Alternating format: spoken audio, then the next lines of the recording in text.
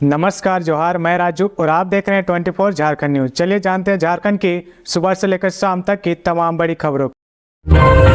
हजारीबाग में माओवादियों ने 4 वाहनों को किया आग के हवाले, पर्चा भी छोड़ा। हजारीबाग जिले के कटकम सांडी थाना क्षेत्र के शाहपुर हेंसा कुंदर गांव के पास गुरुवार की सुबह करीब 3 बजे 4 वाहन को जला दिया गया। इसमें 2 हाई व 1 पेलोडर और पिकअप वाहन शामिल है। घटनास्थल पर उग्रवादियों ने पर्चा भी छोड़ा है। वाहन जलाने की जिम्मेदारी माओवादी संगठन के लोगों ने लिया है। सभी जला हुआ वाहन रेलवे कंपनी का बताया जा रहा है। कठौतिया टोरी चंदवा रेल लाइन निर्माण में वाहन से काम लिया जाता था। स्थानीय लोगों ने कहा कि लेवी के लेन देन में घटना को अंजाम दिया गया है। इस बाबत कटकम सांडी थाना प्रभारी प्रशांत मिश्रा ने बताया कि 4 वाहन जले हैं। घटनास्थल पर माओवादी द्वारा पर्चा भी छोड़ा गया है। मामले की गहन जांच पड़ताल चल रही है। दोषी लोगों पर शीघ्र कार्रवाई की जाएगी। पुलिस पूरी घटना की जांच शुरू कर दी है।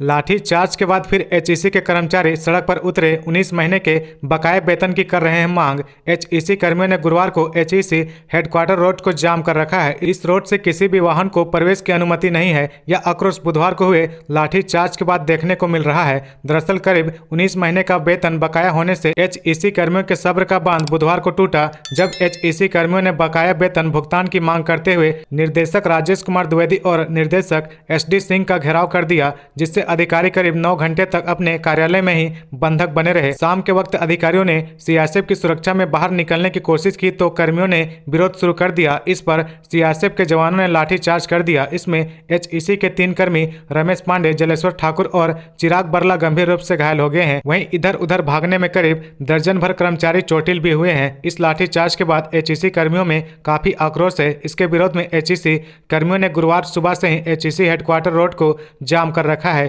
एचईसी कर्मियों का कहना है कि हम अपनी मांग शांतिपूर्ण ढंग से रख रहे थे, ऐसे में हमारे ऊपर लाठीचार्ज किया गया। हम बिल्कुल बर्दाश्त नहीं करेंगे। हमारे ऊपर सीआरपीएफ के जवानों ने ऐसे लाठी चलाई जैसे हम कोई अपराधी हैं। कर्मचारियों का कहना है कि सीआरपीएफ ने अधिकार क्षेत्र से बाहर जाकर लाठीचार्ज किया है। ऐसे में लाठीचार्ज करने वाले जवानों को सस्पेंड किया जाए और उनके लंबित वेतन दिया जाए। झारखंड में लोकायुक्त की जल्द होगी नियुक्ति। हाईकोर्ट में सरकार ने दिया यह जवाब। राज्य में लोकायुक्त की नियुक्ति की प्रक्रिया शुरू कर दी गई है। इसके लिए सरकार ने कमेटी बनाई है। जल्द ही लोकायुक्त की नियुक्ति पूरी कर ली जाएगी। महाअधिवक्ता राजीव रंजन ने बुधवार को हाईकोर्ट को यह जानकारी दी है। उन्होंने प्रक्रिया पूरा करने के लिए समय मांगा है। इस पर चीफ जस्टिस संजय कुमार मिश्रा और जस्टिस अनंत सेन की अगली सुनवाई 22 नवंबर को निर्धारित कर दी है। इस संबंध में एडवोकेट एसोसिएशन एवं अन्य ने याचिका दायर की है। पिछली सुनवाई के दौरान अदालत ने कहा था कि नेता प्रतिपक्ष को लेकर संवैधानिक संस्थाओं की नियुक्ति को टाला नहीं जा सकता है। इस पर महाअधिवक्ता ने कोर्ट को बताया था कि मुख्य सूचना आयुक्त और लोकायुक्त की नियुक्ति के लिए शीघ्र बैठक होगी। इससे पहले विधानसभा सचिव की ओर से हाईकोर्ट द्वारा पूछे गए 2 बिंदुओं पर शपथ पत्र दायर किया गया था। मानसून की विदाई, दुर्गा पूजा के दौरान शुष्क रहेगा मौसम, तापमान में हल्की गिरावट, संभवतः बढ़ सकती है ठंड। झारखंड से मानसून की विदाई हो रही है। अब राज्य के कई हिस्सों में तापमान में भी गिरावट दर्ज की जा रही है। मौसम विभाग ने 14 अक्टूबर से राज्य में तापमान कम होने की संभावना जाहिर की है। राज्य में अब अधिकतम तापमान में भी गिरावट देखी जा रही है। राज्य में अधिकतम तापमान 30 और न्यूनतम तापमान 20 डिग्री सेल्सियस के बीच रह रहा। संभावना जताई जा रही कि तापमान धीरे धीरे और नीचे आएगा। मौसम विभाग ने अगले 5 दिनों तक मौसम में किसी बड़े बदलाव के संकेत नहीं दिए हैं और न ही राज्य में किसी तरह का अलर्ट जारी किया है। मौसम विभाग ने 16 अक्टूबर तक राज्य में मौसम शुष्क रहने का अनुमान लगाया है। आगे बढ़ने से पहले अगर अभी तक आपने इस चैनल को सब्सक्राइब नहीं किया तो प्लीज सब्सक्राइब कर ले, जिससे आपको झारखंड की हर छोटी से बड़ी खबर की अपडेट आप तक पहुँचता रहे। पूजा सिंघल और विष्णु अग्रवाल को जल्द भेजा जा सकता है जेल। निलंबित आईएएस अधिकारी पूजा सिंघल और कारोबारी विष्णु अग्रवाल को जल्द ही रिम्स से बिरसा मुंडा कारागार भेजा जा सकता है। सूत्रों के अनुसार पूजा सिंघल का मेडिकल बोर्ड मंगलवार को कराया गया था, जिसमें डॉक्टरों ने उन्हें स्वस्थ पाया। अब 1 से 2 दिन में विष्णु अग्रवाल का मेडिकल बोर्ड होगा। इसमें उनके स्वास्थ्य का रिव्यू किया जाएगा। विष्णु अग्रवाल के मेडिकल रिव्यू से पहले सर्जरी विभाग के डॉक्टरों की सलाह पर कुछ आवश्यक जाँच भी कराई जा सकती है। इसके बाद बोर्ड की बैठक होगी। इसमें सब कुछ ठीक होने पर उन्हें भी रिम्स से छुट्टी दी जाएगी। गौरतलब है कि ईडी की ओर से पूजा सिंघल की हेल्थ रिपोर्ट मांगी गई थी। रिम्स ने जांच कर रिपोर्ट ईडी को भेज दी है। सूत्रों ने बताया कि विष्णु अग्रवाल के स्वास्थ्य से संबंधित जानकारी भी ईडी ने मांगी है, इसलिए प्रबंधन उनका बोर्ड गठित करने की तैयारी कर रहा है। सीएम हेमंत सोरेन की याचिका पर शुक्रवार को होगी अगली सुनवाई। हाईकोर्ट ने खारिज की ईडी की ये मांग। ईडी के समन के खिलाफ मुख्यमंत्री हेमंत सोरेन की याचिका पर अब 13 अक्टूबर को सुनवाई होगी। बुधवार को सीएम की ओर से पक्ष रखते हुए वरीय अधिवक्ता पी चिदम्बरम ने अदालत से कहा कि हेमंत सोरेन को समन जारी करने का आधार ईडी ने नहीं बताया है। जमीन विवाद के मामले में हेमंत सोरेन पर ईडी ने कोई प्राथमिकी दर्ज नहीं की है। उनके खिलाफ कोई आपराधिक मामले भी लंबित नहीं है। ईडी ने हेमंत सोरेन को गवाह या आरोपी के रूप में बुलाया है, यह भी स्पष्ट नहीं है, इसलिए समन को रद्द कर देना चाहिए। पी चिदम्बरम ने हाईकोर्ट को बताया कि सुप्रीम कोर्ट में ऐसे ही एक पूर्ण विचार याचिका दायर की है। इस कारण याचिका के निष्पादन के बाद ही हाईकोर्ट को इस पर सुनवाई करनी चाहिए। उन्होंने इस याचिका पर 19 अक्टूबर को सुनवाई निर्धारित करने का आग्रह किया है। इस पर चीफ जस्टिस संजय कुमार मिश्रा और जस्टिस आनंद सिंह की अदालत ने कहा कि सुप्रीम कोर्ट में पुनर्विचार याचिका लंबित रहने पर हाईकोर्ट सुनवाई रोकने के लिए बाध्य नहीं है। अदालत ने 19 अक्टूबर को सुनवाई निर्धारित करने से इनकार करते हुए कहा कि इस मामले में 13 अक्टूबर को भी पहले से सुनवाई निर्धारित है, उस दिन सुनवाई होगी। बता दें कि हेमंत सोरेन ने ईडी के समन के साथ पीएमएलए में कुछ प्रावधानों को चुनौती दी है। सीबीआई जांच में खुलासा, रांची के पूर्व प्रधान आईटी आयुक्त के पास 13.80 करोड़ रुपए आय से अधिक संपत्ति का मामला। रांची के पूर्व प्रधान आयकर आयुक्त तापस कुमार दत्ता ने पद का दुरुपयोग करते हुए अपनी ज्ञात आय स्रोत से 13,80,25,716 रुपए अधिक संपत्ति अर्जित की है। सीबीआई की जांच रिपोर्ट में इस बात का खुलासा हुआ है। सीबीआई ने जांच में जो तथ्य पाए हैं उसके मुताबिक रांची में प्रधान आयकर आयुक्त के पद पर रहते हुए तापस कुमार दत्ता ने 1 अप्रैल 2012 से 12 जुलाई 2017 के बीच यह संपत्ति अर्जित की थी। बता दें कि शुरुआती जांच में सीबीआई ने दत्ता की संपत्ति 9,78,61,200 रुपए पाई थी। इसके बाद सीबीआई के डीएसपी आरबी यादव के बयान पर आय से अधिक व पीसी एक्ट की संगत धाराओं के तहत एफआईआर दर्ज की गई थी। तापस कुमार दत्ता 1985 बैच के आईएएस अफसर रहे हैं। हजारीबाग में सांसद जयंत सिन्हा ने स्कूली छात्राओं के लिए साइकिल बैंक की शुरुआत। झारखंड के हजारीबाग में स्कूली छात्राओं को घर से आने जाने के लिए साइकिल बैंक की शुरुआत की गई है। पूर्व केंद्रीय मंत्री और हजारीबाग संसदीय क्षेत्र से भाजपा के सांसद जयंत सिन्हा ने साइकिल बैंक की शुरुआत करते हुए करीब 400 स्कूली छात्राओं को साइकिल वितरित किए। दूर दराज के गाँव में रहने वाली स्कूली छात्राओं के लिए केयर टुडे के सहयोग से इन साइकिल बैंक की शुरुआत की गई है। जानकारी के अनुसार इस योजना के तहत जिले के अन्य छात्राओं को भी साइकिल बैंक की ओर से साइकिल उपलब्ध कराई जाएगी। ऑल इंडिया रेडियो की एक रिपोर्ट में बताया गया कि हजारीबाग संसदीय क्षेत्र से भाजपा के सांसद जयंत सिन्हा ने अंतर्राष्ट्रीय बालिका दिवस के मौके पर स्कूली छात्राओं के लिए साइकिल बैंक की शुरुआत की है। इस मौके पर सांसद जयंत सिन्हा ने बताया कि जिले में साइकिल बैंक बनाया गया है। इससे 400 बच्चियों को साइकिल दी गई। इन बच्चियों के बाद ये साइकिलें मैट्रिक यानी 10वीं की परीक्षा देने तक ही रहेंगी। मैट्रिक की परीक्षा पास करने के बाद छात्राओं को साइकिल वापस जमा करनी होगी। उन्होंने कहा कि इस बात अन्य दूसरी छात्राओं को भी साइकिल आने जाने के लिए साइकिलें प्रदान की जाएगी।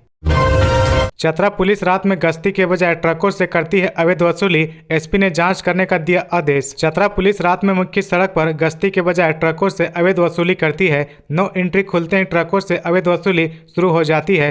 ताजा मामला मंगलवार की रात को देखा गया है, जहां पुलिस वाहन खड़ा कर पोस्ट ऑफिस के समीप एक ट्रक से वसूली करते नजर आए हैं। जब वसूली कर रहे पुलिसकर्मी से अवैध वसूली की बात कही गई तो उसने कहा कि वाहन की जाँच कर रहे थे। चालक पुलिसकर्मी के द्वारा ट्रक से वसूली करते देखा गया। एक पुलिसकर्मी जो चालक है उसे वाहन की कागजात की जांच करने का अधिकार किसने दिया है? रात भर पुलिस ट्रकों से अवैध वसूली करते हैं। ट्रक में वैध माल हो या अवैध, इसकी जानकारी लेने के बजाय वसूली करते नजर आते हैं। मालूम हो कि हर रोज कई अवैध कोयला व अन्य सामान लदा ट्रक शहर से गुजरती है, लेकिन पुलिस कुछ नहीं कर पाती है। शहर के गली मोहल्ले में रात्रि गश्ती कम होने के कारण घरों में चोरी की घटनाएं बढ़ी है। मंत्री आलमगीर आलम ने कहा, झारखंड में सिर्फ जाति नहीं, आर्थिक और शैक्षणिक गणना भी होनी चाहिए। झारखंड में भी जातीय जनगणना की मांग हो रही है। ग्रामीण विकास मंत्री आलमगीर आलम ने भी इसकी मांग की है। उन्होंने कहा कि जातीय जनगणना के साथ शैक्षणिक और आर्थिक गणना भी होनी चाहिए। जातीय जनगणना की मांग बिहार के बाद अब झारखंड में भी तेज होने लगी है। स्वास्थ्य मंत्री बन्ना गुप्ता के बाद ग्रामीण विकास मंत्री आलमगीर आलम ने भी राज्य में जातीय जनगणना की पैरवी की है। मंत्री का कहना है कि झारखंड में जातीय जनगणना होनी चाहिए और इसे कराया जाएगा। मंत्री आलमगीर आलम ने कहा कि जाति जनगणना के साथ शैक्षणिक आर्थिक गणना भी होनी चाहिए, जिससे यह समझ में आए कि नौकरी पेशा में कितने लोग हैं, उनकी स्थिति क्या है। मंत्री ने जिला समाज कल्याण विभाग के जागरूकता रथ कार्यक्रम में शामिल होने के दौरान ये बात कही।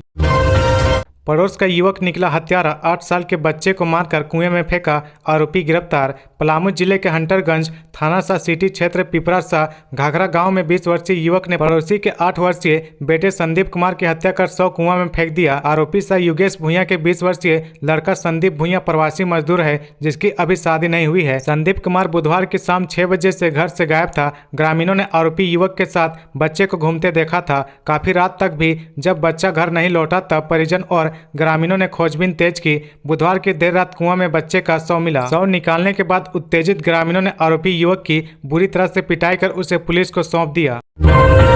विमेंस एशियन हॉकी टीम की घोषणा, झारखंड की सलीमा, निक्की व संगीता शामिल। 27 अक्टूबर से 5 नवंबर तक रांची में होने वाली women's Asian hockey championship trophy का आयोजन होने जा रहा है। इस अंतर्राष्ट्रीय हॉकी प्रतियोगिता के ट्रॉफी का अनावरण और इसके मैस्कट की लॉन्चिंग शुक्रवार को मुख्यमंत्री Hemant Soren, world hockey association के अध्यक्ष दातो त्याब इकराम और खेल मंत्री हफीजुल हसन द्वारा किया जाएगा। प्रोजेक्ट भवन के दूसरे तल्ले पर स्थित न्यू कॉन्फ्रेंस हॉल में इस कार्यक्रम का आयोजन होगा। इस अवसर पर हॉकी इंडिया के अध्यक्ष doctor Dilip Tirkey, hockey India के महासचिव भोलानाथ सिंह, कोषा अध्यक्ष शेखर जे मनोहरन समेत कई गणमान्य अतिथि और खिलाड़ी मौके पर उपस्थित रहेंगे। बताते चले कि women's Asian hockey champions trophy का आयोजन पहली बार देश में किया जा रहा है। पहले टूर्नामेंट की मेजबानी हॉकी इंडिया ने झारखंड को दी है। रांची के मारंगगोम के जयपाल सिंह मुंडा हॉकी स्टेडियम में 6 देशों की टीमों के बीच ट्रॉफी के लिए मुकाबला होगा। मिली जानकारी के अनुसार 13 अक्टूबर को रांची में हॉकी के अनावरण के बाद 14 से 26 अक्टूबर तक झारखंड के सभी 24 जिलों में ट्रॉफी टूर कराकर जिला मुख्यालय में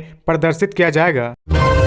त्योहारों को लेकर प्रशासन की एडवाइजरी जारी, रात 10 बजे के बाद लाउडस्पीकर बजाने पर पूरी तरह से रोक। दुर्गा उत्सव को लेकर पूजा समितियों की तैयारी जोरदार तरीके से चल रही है। पूजा पंडालों का निर्माण अंतिम चरण में है। इसे देखते हुए प्रशासन ने पूजा समितियों के लिए एडवाइजरी जारी की है। डीसी राहुल कुमार सिन्हा ने सभी पूजा समितियों को निर्देशों का पालन करने के लिए कहा है। जिले के पूजा पंडालों में रात्रि 10 बजे के बाद लाउडस्पीकर से गाना बजाने पर पूरी तरह से रोक लगा दी गई है। विशेष परिस्थिति में पूजा पंडालों में खोया पाया की उद्घोषणा की जा सकेगी। सभी पूजा समितियों को तोरण द्वार, विद्युत सज्जा, गेट की ऊंचाई 18 फीट से अधिक रखने का निर्देश दिया गया है, ताकि अग्निशमन वाहन, एम्बुलेंस सहित अन्य वाहनों के आवागमन में किसी तरह की समस्या न हो। इसके अलावा सुरक्षा के लिए पंडाल और पहुंच पथ में सीसीटीवी कैमरा लगाने का निर्देश दिया गया है।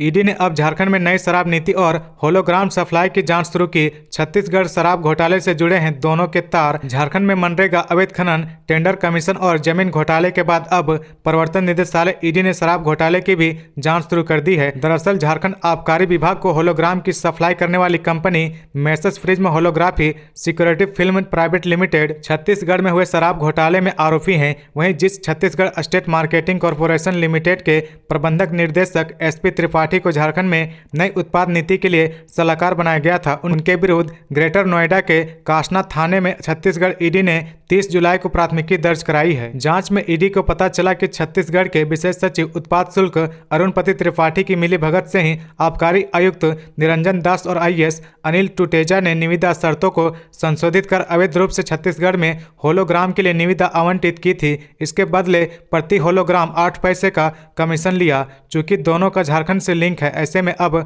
झारखंड में भी नई शराब नीति और होलोग्राम सप्लाई की जांच शुरू की है। इजरायल में फंसी झारखंड की बेटी ने सरकार से लगाई वतन वापसी की गुहार। इजरायल और हमास के बीच जारी युद्ध के 4 दिन हो गए हैं। इस बीच इजरायल के तेल अवीव विश्वविद्यालय में पीएचडी कर रही झारखंड की विनीता घोष युद्ध के बीच देश आना चाहती है। उन्होंने अपने पिता से वतन वापसी की गुहार लगाई है। पिता विश्वजीत घोष ने राज्यसभा सदस्य महुआ माझी से इसे लेकर संपर्क किया है। महुआ माझी ने उन्हें आश्वासन दिया है और इस आशय का पत्र उन्होंने दूतावास को मेल कर दिया है। आर्यापुरी रातू रोड निवासी पिता ने बताया कि बुधवार की सुबह बेटी से बात हुई है। वह भी अपने स्तर से भारत आने के लिए प्रयास कर रही है। पिता और माता दोनों बेटी को लेकर परेशान हैं। यह उनकी इकलौती संतान है। उन्होंने बताया कि पूर्व मुख्यमंत्री बाबूलाल मरांडी से भी गुहार लगाई है, वह भी प्रयास कर रहे हैं। पिता के माथे पर चिंता की लकीरें उभर आती है, माँ भी परेशान है। विश्वजीत बताते हैं कि हर समय वहाँ सूचना मोबाइल से दी जा रही है। वह हॉस्टल में अभी है और उसके नीचे बंकर बना हुआ है। जैसे ही सायरन बजता है सभी छात्र हॉस्टल के नीचे बने बंकर में चले जाते हैं। हालांकि सुरक्षा की बेहतर व्यवस्था है, लेकिन बेटी इस तरह के युद्ध में पहली बार फंसी है तो उसे काफी चिंता हो रही है। लोकसभा चुनाव की तैयारी में जुटा निर्वाचन आयोग। झारखंड में मतदान केंद्रों की संख्या में हुई बढ़ोतरी, अब 1500 वोटर पर होगा एक पोलिंग बूथ। लोकसभा चुनाव को लेकर झारखंड में चुनाव आयोग ने तैयारी शुरू कर दी है। चुनाव आयोग ने झारखंड में मतदान केंद्र बढ़ाने का फैसला किया है। अब 1500 वोटर पर एक मतदान केंद्र होगा। लोकसभा चुनाव की तैयारी में जुटे चुनाव आयोग ने झारखंड में मतदान केंद्रों की संख्या बढ़ाने का फैसला किया है। इसके तहत रांची समेत राज्य के विभिन्न जिलों में करीब 120 मतदान केंद्र बनाए गए हैं। 2019 के लोकसभा चुनाव के समय राज्य में 29,464 मतदान केंद्र बनाए गए थे, जो 20,053 स्थान पर स्थित थे। मतदाताओं की संख्या में वृद्धि के कारण चुनाव आयोग ने मुख्य निर्वाचन अधिकारी कार्यालय द्वारा भेजी गई अनुशंसा के बाद अपनी मंजूरी दे दी है। इसके अलावा चुनाव आयोग का निर्देश है कि प्रत्येक मतदान केंद्र पर 1500 से अधिक मतदाताओं के नाम नहीं होने चाहिए। इसके लिए यदि अतिरिक्त मतदान केंद्र बनाने की आवश्यकता हो तो उसे सहायक मतदान केंद्र के रूप में स्थापित करने का भी निर्देश दिया गया है। चुनाव आयोग ने बड़ी आवासीय कॉलोनी और सोसाइटी में रहने वाले लोगों के घरों के पास ही मतदान केंद्र बनाने को कहा है। मुख्य निर्वाचन पदाधिकारी के रवि कुमार ने जानकारी देते हुए बताया कि चुनाव आयोग का मानना है कि वोटर्स को वोटिंग के दिन कोई परेशानी ना हो, इसलिए उनके घर के पास के बूथ पर उनका नाम होगा। हेमंत सोरेन सरकार ने दी 16 महीने में 41,743 नियुक्तियां, इसमें 8,287 सरकारी, जनवरी तक 50,000 से अधिक को नौकरी। झारखंड की हेमंत सोरेन सरकार ने पिछले 16 महीनों में 41,743 लोगों को नियुक्ति पत्र दिया है। इसमें सरकारी विभागों में विभिन्न पदों पर 8,287 लोगों को नियुक्त किया गया है। 7वीं से लेकर 10वीं जेपीएससी के 252 पदाधिकारियों को भी नियुक्ति पत्र सौंपा जा चुका है। सीएमओ से मिली जानकारी के अनुसार जनवरी तक 50,000 से अधिक लोगों को नियुक्ति पत्र सौंपने की योजना है। इसमें बड़ी संख्या शिक्षकों की भी होगी। सीएम ने सभी विभागों को तेजी से रिक्तियों को भरने का निर्देश दिया है। राज्य सरकार ने निजी क्षेत्र में 75% नौकरी स्थानीय के लिए आरक्षित कर दिया गया है। सीएम द्वारा विभिन्न रोजगार मेला में निजी क्षेत्र में 33,456 को नियुक्ति पत्र सौंपा जा चुका है। इसके अलावा निजी क्षेत्र में समय समय पर नियोजनालय द्वारा भी अपने स्तर से नियुक्ति पत्र वितरित किए जा रहे हैं। राज्य सरकार द्वारा सभी विभागों में 10 वर्षों से अधिक समय तक काम करने वाले अनुबंध कर्मी, डेली वेजेज कर्मियों को, कंप्यूटर ऑपरेटर आदि को भी अस्थायी करने की प्रक्रिया आरंभ करने का निर्देश दिया गया है। इसके तहत विभिन्न विभागों में कार्रवाई हो रही है। सीएमओ के एक अधिकारी के अनुसार नियुक्ति प्रक्रिया सरकार तेज करना चाहती है। इसके लिए सभी विभागों की सीएम स्वयं मॉनिटरिंग कर रहे हैं।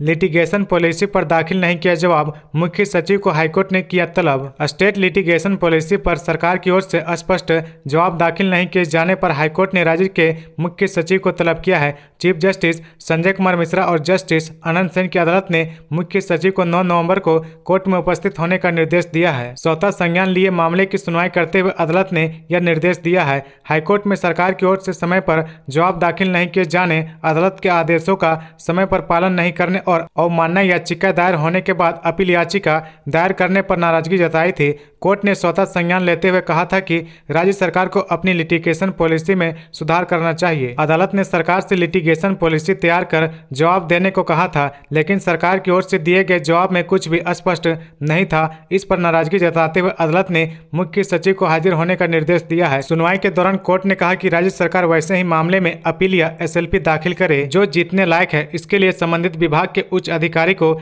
जिम्मेदार बनाना चाहिए। अगर एसएलपी और अपील में सरकार के खिलाफ कोई आदेश पारित होता है और हर्जाना लगाया जाता है तो राशि की वसूली संबंधित अधिकारी से की जानी चाहिए। तो ये थी आज की झारखंड की टॉप बड़ी खबरें। इसी तरह झारखंड की हर छोटी सी बड़ी खबर देखने के लिए आप हमारे चैनल 24 झारखंड न्यूज को सब्सक्राइब करके बेल आइकन प्रेस कर ले, जिससे आपको झारखंड की हर छोटी सी बड़ी खबर की अपडेट आप तक पहुंचता रहे। तो आज के लिए बस इतना ही, हमें दीजिए इजाजत, फिर मिलते हैं नेक्स्ट न्यूज में।